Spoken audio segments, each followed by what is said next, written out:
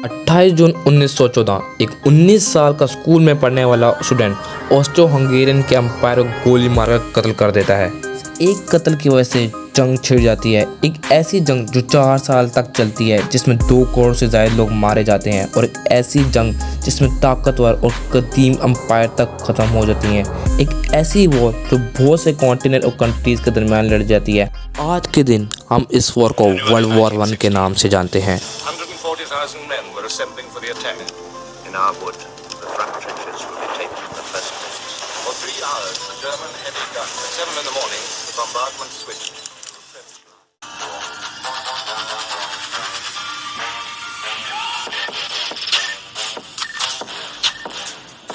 1914 में यूरोप का नक्शा कुछ ऐसा था।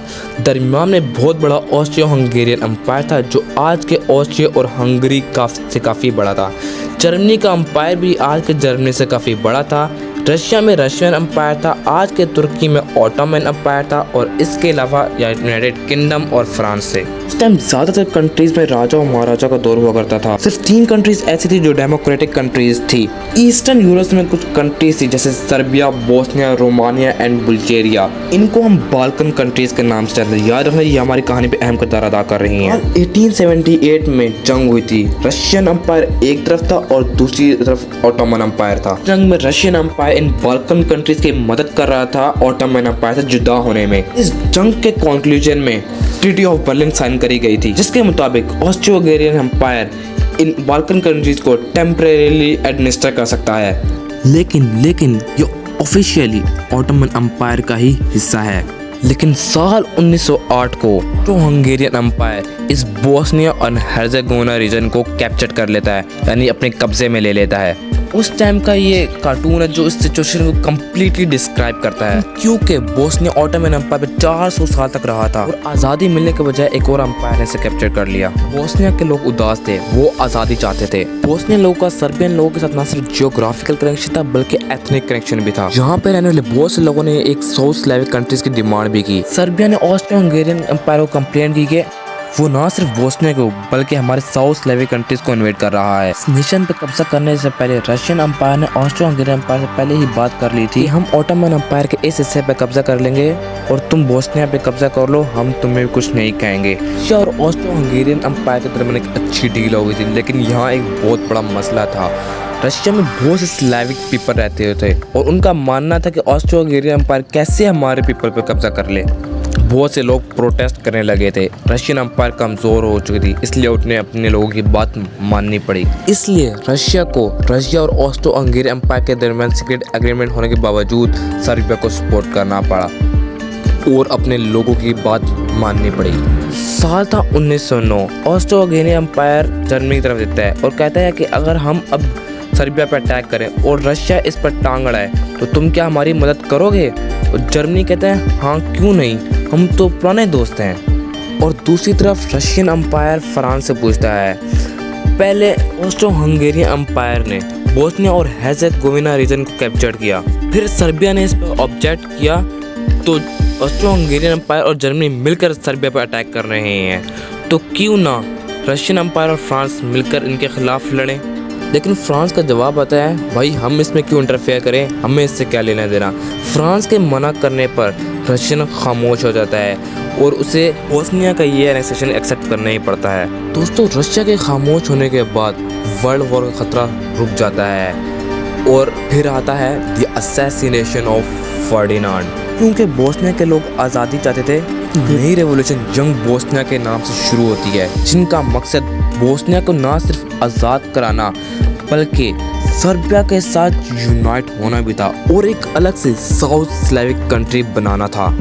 बोस्निया के कैप्चर्ड होने के बाद फर्डिनांड और उनकी वाइफ सोफी बोस्निया की एनेक्स टेरिटरी में सफ़र करने के लिए जाते हैं ताकि बोस्निया के साथ अपने ताल्लुकात अच्छे कर सकें। लेकिन रास्ते में 6 बोस्नियन रेवोल्यूशंस फर्डिनांड और उसकी वाइफ सोफी को कत्ल करने का मंसूबा बनाते हैं। इनमें से एक रेवोल्यूशन कैब्रिनोविक फर्डिनांड की गाड़ी पर बॉम्ब फेंकता है, लेकिन इन बॉम्ब बाउंस होकर रोड के उस तरफ जा गिरता है और 20 लोग इंजर्ड होते हैं। फर्डिनांड शौक में आकर बोस्निया में होने वाली मीटिंग को कैंसिल कर देते हैं और बोस्नियन मेयर को कहते हैं हम तुम्हारी टेरिटरी में मिलने आए और तुमने हमारा स्वागत बॉम्ब के साथ किया, ये तुमने अच्छा नहीं किया। फर्डिनांड अपनी गाड़ी का रुख हॉस्पिटल की तरफ कर लेते हैं ताकि इंजर्ड पीपल से मिल सकें। इन रास्ते में फर्डिनांड की गाड़ी गलत टर्न ले लेती है बाय मिस्टेक। फर्डिनांड महसूस करते हैं कि वो एक रेवोल्यूशन के बहुत करीब आ चुके हैं।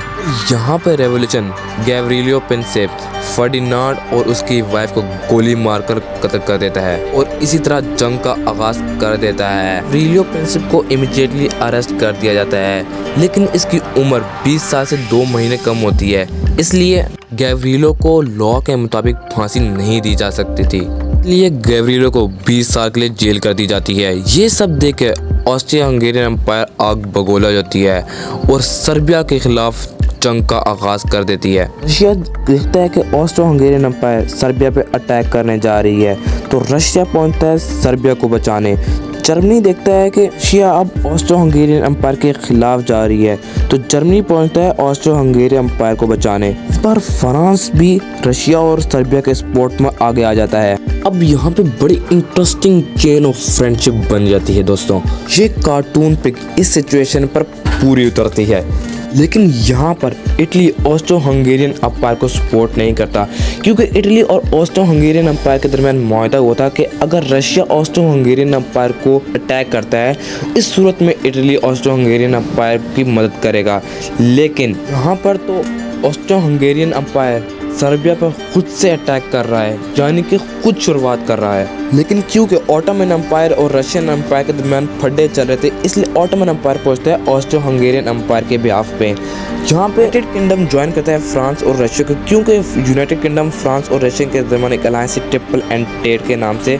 इस तरह देखते ही देखते यूरोप में आग का समा हो जाता है। फिर बाद में ब्रिटेन और जापान भी रशिया के बिहाफ पर पहुंचता है, और ऑब्वियसली जिन कंट्रीज में ब्रिटिश की हुकूमत होती है जैसे इंडिया और पाकिस्तान, ब्रिटिश लोगों को इस्तेमाल करता है एज ए सोल्जर अपने मुल्क की मिलिट्री को स्ट्रॉन्ग करने के लिए, ताकि मुल्क में मिलिट्री पावर ज़्यादा से ज़्यादा हो और उनके जीतने के चांस भी ज़्यादा से ज़्यादा हों। और इस तरह वर्ल्ड वॉर 1 का किस्सा शुरू होता है। और अगर आपको हमारी वीडियो पसंद आए तो लाइक शेयर एंड सब्सक्राइब करना मत भूलिएगा। Okay, bye bye.